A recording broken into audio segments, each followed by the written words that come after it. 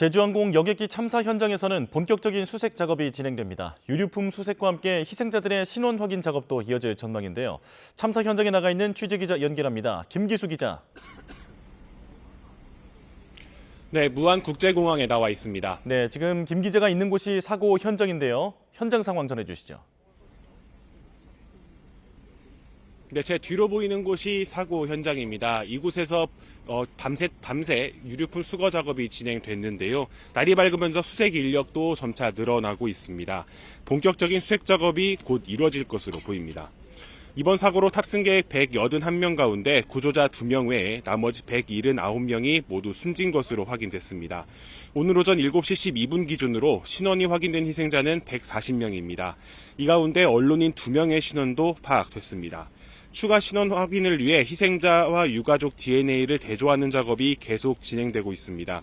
수사본부는 유가족 브리핑을 통해 장례 절차나 부검이 늦어지고 있는 이유에 대해서도 설명했는데요. 직접 들어보시죠. 넘버링을 해서 번호를 매겨서 국가수에 거의 감정 의뢰를 하고 그 DNA 결과가 나와야 누구 거라는 게 확인이 되고 그래야 이제 검안이 끝나서 인도가 됩니다. 또 조금 전 광주지방검찰청 목포지청에선 브리핑을 통해 빠르게 검시를 진행해서 유족들에게 시신이 인도될 수 있도록 하겠다고 설명했습니다. 이번 사고로 구조된 2명은 남녀 객실 승무원으로 기체 꼬리 쪽에서 구조돼 서울에 있는 병원으로 이송돼 치료를 받고 있습니다. 179명이 숨진 것으로 확인되면서 이번 제주항공 여객기 참사는 국내에서 발생한 항공기 사고 가운데 가장 많은 인명피해를 낸 사고로 남게 됐습니다. 네, 국토부도 원인 조사를 서두르고 있죠. 네, 그렇습니다. 국토교통부는 오늘 사고 항공기의 블랙박스, 비행기록 장치와 음성기록 장치를 김포공항 시험 분석센터로 옮겨서 분석이 가능한지 확인할 예정입니다. 비행기록 장치는 비행 경로와 각 장치의 작동 상태를 담고 있습니다. 음성기록 장치는 조종실 내에서 승무원들이 나눈 대화와 각종 경보음, 교신 내용 등을 기록합니다. 그런 만큼 두 장치는 사고 원인을 규명할 핵심 단서로 꼽힙니다. 그런데 일부에서는 비행기록 장치의 훼손 가능성이 거론되고 있습니다.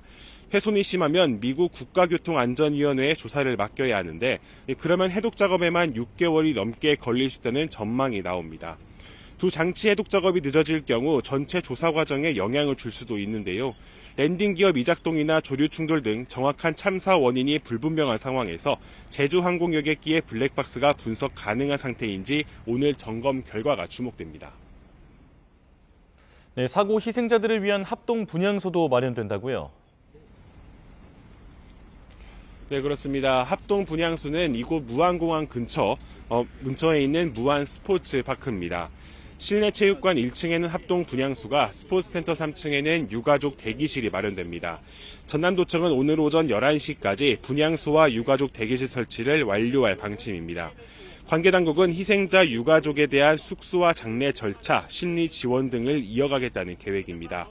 오전 10시 반에는 중앙안전대책본부의 합동 브리핑이 진행될 예정인데 앞으로의 사고 수습 과정에 대한 내용이 나올 것으로 보입니다. 지금까지 무안국제공항에서 YTN 김기수입니다.